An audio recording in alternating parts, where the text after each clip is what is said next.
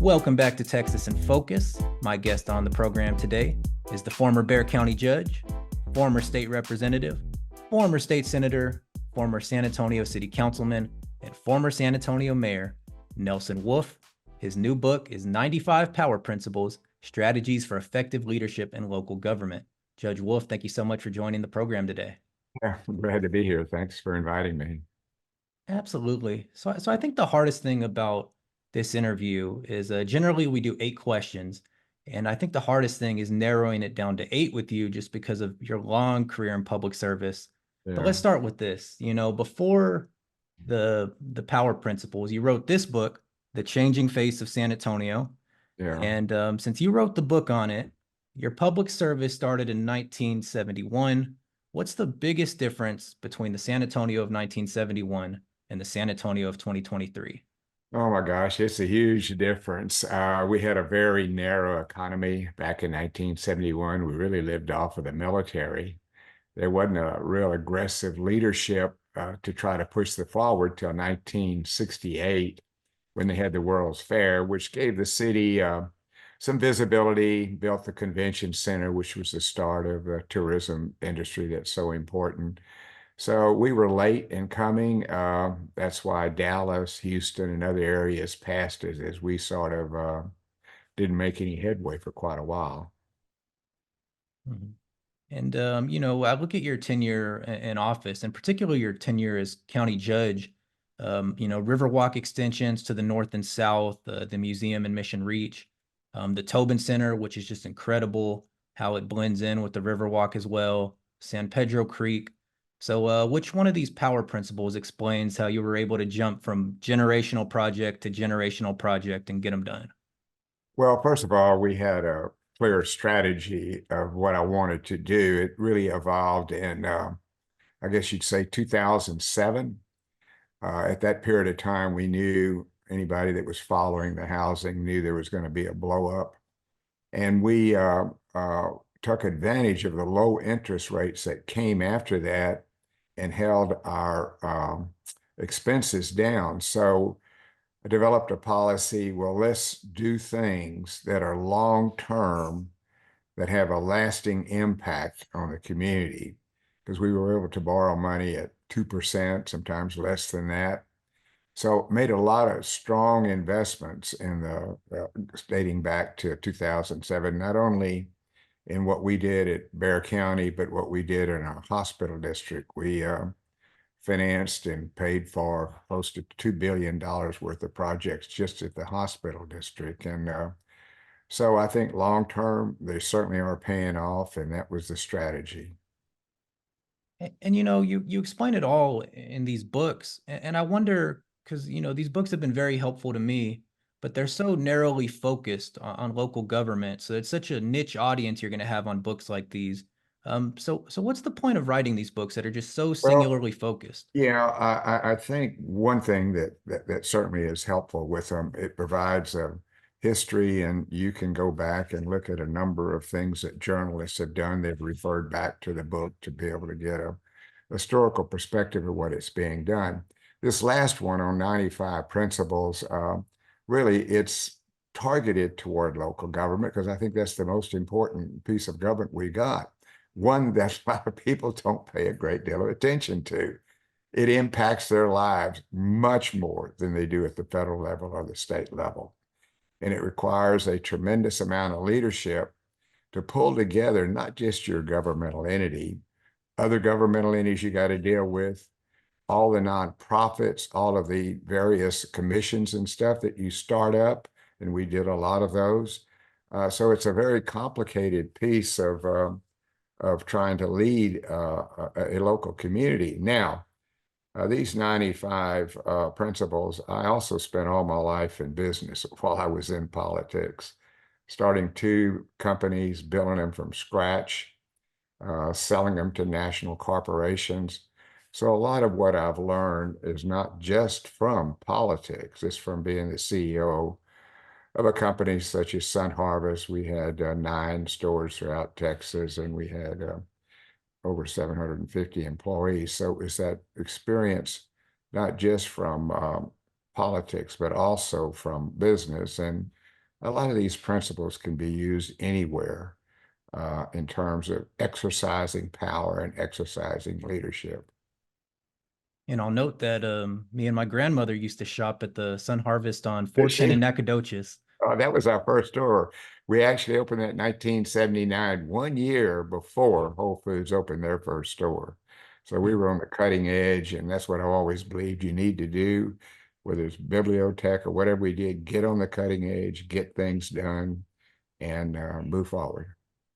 Well, through your leadership, both in the business side and then, serving as county judge for 2 decades, I'm Mhm. sure when you get around the city, people recognize you, people want to talk to you about, this or that. But it was kind of turned on its head during COVID, where people were actually like confronting you, like in grocery stores and hardware stores. A little Um, nasty. yeah. So for someone that is so well liked and respected in the community, how did you deal with that switch in the dichotomy? Well, I dealt with one of them wrong by letting myself get mad when that guy chopped my hand. And I handled the other one right when the lady just went off on a lot of crazy stuff. And you try to figure out, what's causing this. And I certainly think President Trump divided this nation and that added to it. But it was the internet.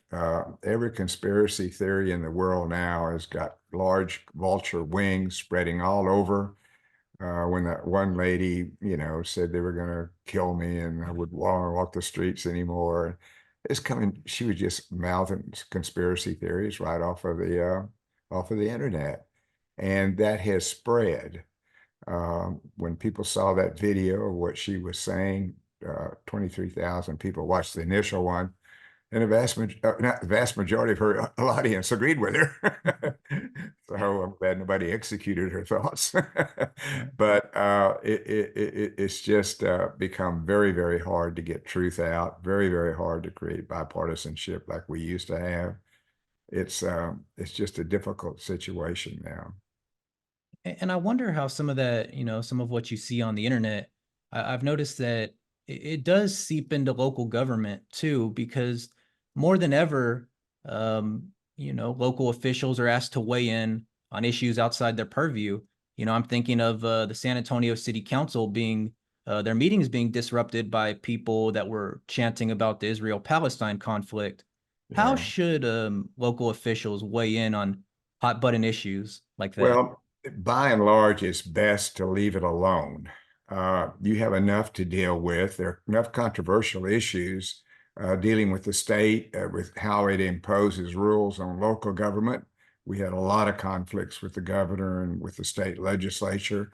So I tried to focus on the job I had and issues that affected the job I had and try to stay away from all the other social issues as much as possible. And of all the jobs you had at the city, at the state, the one thing missing from your resume is Washington. I wonder if you were ever courted for the cabinet or Congress, if you ever considered a move to Well, Washington. first of all, I lost the race for Congress way back in 1978. I was out of politics for 13 years before I came back after serving in the Senate. But no, in fact, after I finished my mayoral term, I went up to see Henry Cisneros, and he was a member of the cabinet. And he said, "Well, come on up here. We'll get you a great job. We want you part of the administration." I said, "Henry, I wouldn't come to Washington now for anything in the world. I want to stay as far away from it as I can." And I think that turned out to be a pretty good choice, just looking at everything that's been done over the last 20 years. I wonder this. I want to turn away from you and look at San Antonio. Okay. One thing you hear people complain about with Austin is that after it blew up, it kind of lost its character that it had pre all its tremendous growth. I wonder with San Antonio, with the growth it's having right now, how can we retain, what makes San Antonio, our charm, our culture? Can that survive the growth we're experiencing? Well, first of all, I think you got to have a heart in the middle of a city. And that's why we've made most of our investments in the heart of the city, not north of town, but right in the middle or going a little bit east, west, or south. I grew up on the south side of town. So you want to have that vibrancy and a beating heart in downtown. Right now, it's a little confusing because they're fixing up a lot of the streets and whatnot. But now with the Riverwalk, with the San Pedro Culture Park, with the Tobin Center, with the extension of the rivers going south, we're creating an environment down there that gives you identity that nobody else has. We're also preserving our historic structures. Over 22 years, my wife had raised a lot of money, and we matched some of the money to restore our historic courtroom. So we have some strong feelings about historic structures. So we're different, and we're not just a major metropolitan area that doesn't have a core. No, it's incredible and it's walkable. It's easy to get around. A lot of the buildings remain Yeah. intact as they were originally built. But I suppose the one thing that you don't want to see expanded to downtown, or at least you have questions about, would be a new stadium, a new basketball arena. What are your thoughts on that? I don't know what will happen on that. As you know, we built the county owns the arena that we're in now. We built it when I was county judge. Cindy Cryer, former judge, is one that led the effort to build it. It's a very, very good facility. I don't know whether the city is going to be able to put together the fact to build another arena. I hope if it does happen, I hope they build it far enough from the one we got now, because the one we got now is not going away because the rodeo participates in it. But I am more interested in getting a downtown location for a baseball team.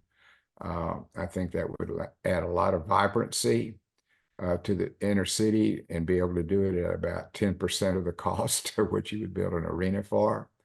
So I hope that that moves along, and I know they're trying to identify a site for that. And one of the I haven't had a chance to read the 95 Power Principles book yet, but I did see in your interview with Randy Beamer that one of the principles is be the sorcerer's apprentice. And for you, the sorcerer was Henry Cisneros. Yes. I'm sure to a lot of folks, they would like you as their sorcerer.